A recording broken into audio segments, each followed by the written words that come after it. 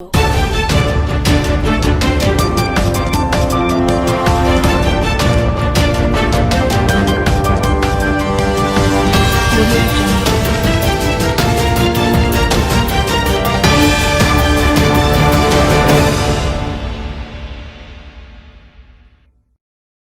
भाई।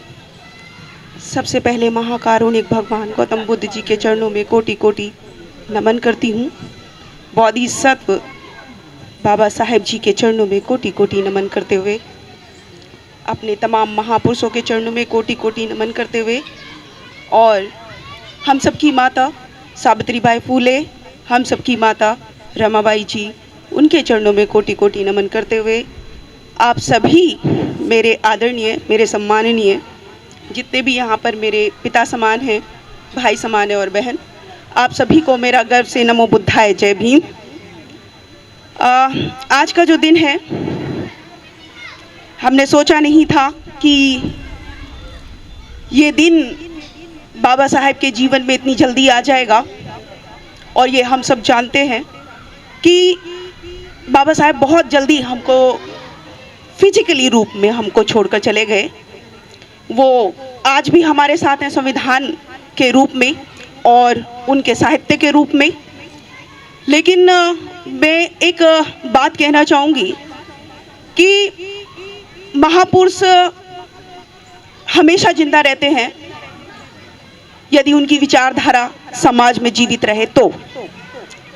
लेकिन उनकी विचारधारा को, उनको जीवित रखने का जो कर्तव्य है वो हम सबका बनता है, और हम तभी उनको जीवित रख पाएंगे जबकि हम बाबा साहेब के साहित्य को पढ़कर और जन जन तक उनकी बात को पहुंचाएंगे तो हम रख पाएंगे।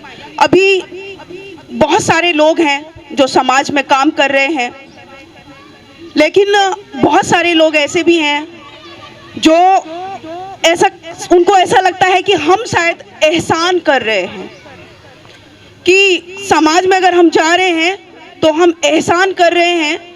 तो मैं एक बात कहना चाहती हूँ कि जब हमारे दिमाग में से ये निकल जाएगा कि हम किसी पे एहसान कर रहे हैं, क्योंकि बाबा साहेब ने किस तरीके से हमको किस दलदल से बाहर निकाल कर यहाँ लाकर खड़ा कर दिया, यहाँ तक कि आज लोगों को समझाने के लिए हमको इस काबिल बना दिया, तो ये हमारी मतलब कोई बड़ी अचीवमेंट नहीं, क्योंकि जो भी किया बाबा साहेब ने किया, जिनकी बदौलत आज हम यहाँ पहुँच पाए।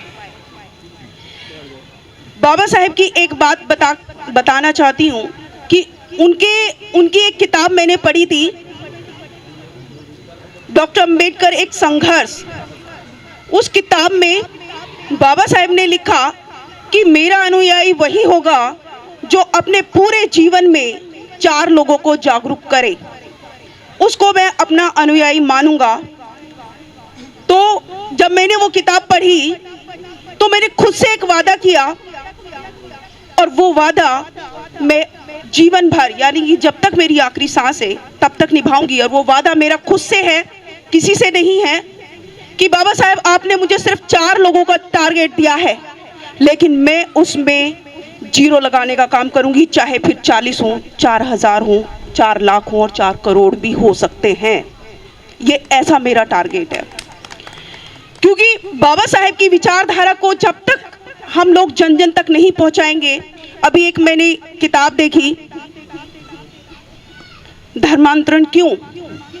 एक घटना बताकर अपनी बात को खत्म करूंगी, क्योंकि यहाँ बोलने का ज्यादा हो नहीं है। तो एक घटना मैं बताऊंगी कि बाबा साहेब कंटिन्यू काम कर रहे थे, वो किस तरीके से चले गए ये हमको नहीं पता, क्योंकि 1 दिसंबर से अगर 6 दिसंबर तक की मैं बात करती हूँ तो 1 दिसंबर को बाबा साहेब हार्ट गिरली गए।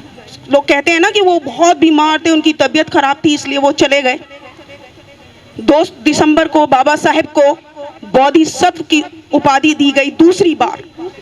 पहली उपाधि जो दी उनको 25 मई 1954 में म्यांमार में मिली, और दूसरी जो उपाधि बोधिसत्व की मिली वो मिली अशोका मिशन बुद्ध विहार में, और 2 दिसंबर 1956 में वो उपाधि दी गई।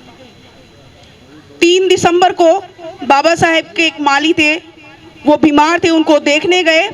और 4 दिसंबर को रिपब्लिक पार्टी के संबंध में राज्यसभा में गए और वहां उन्होंने अपनी उपस्थिति दर्ज की। और 5 दिसंबर को बाबा साहेब की जो धम्म ग्रंथ है, बुद्धा इज धम्मा, वो उन्होंने पहले कंप्लीट की, लेकिन उसकी प्रस्तावना को उन्होंने 5 दिसंबर को पूरा किया। और जब वो 5 दिसंबर को पूरा करके सो गए तो उनका जो नौकर था सुदामा, वो जब सो रहे थे, मतलब 12 बजे वो सोने चले गए, और जब वो सुबह आया उनको बैठी लेकर, तो उन्होंने देखा कि बाबा साहेब नहीं है। वो अच्छे भले छोड़कर गया था, बाबा साहेब को सोते हुए छोड़कर गया था कि वो सोने जा रहे हैं, अच्छे भले, लेकिन ऐसा क्या हुआ रात में? ऐसा क्या हो गया उन 6-7 घंटे में जो बाबा साहेब हमको छोड़कर चले गए?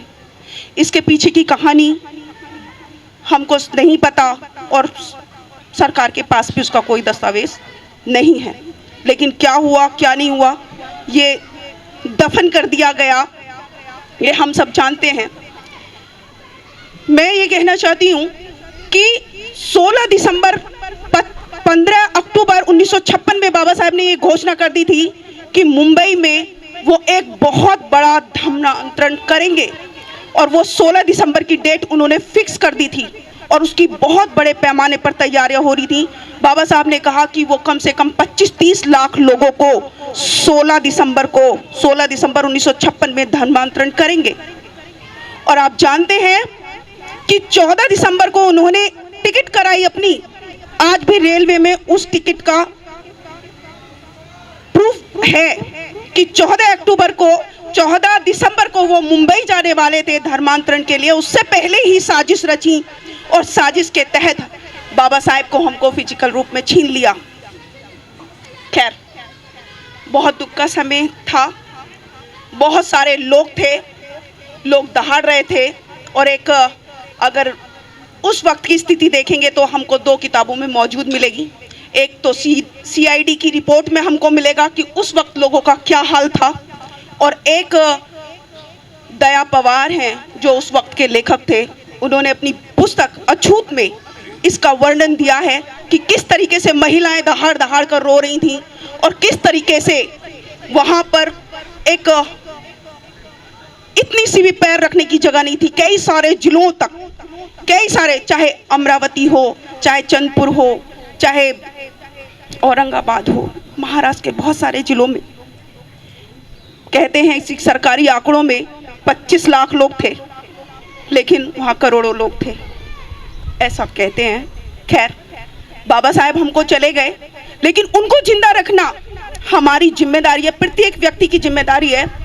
और हमको किसी की अच्छाई से किसी की बुराई नहीं करनी, किसी की अच्छाई नहीं करनी, अपने समाज का हाथ पकड़कर चलना है।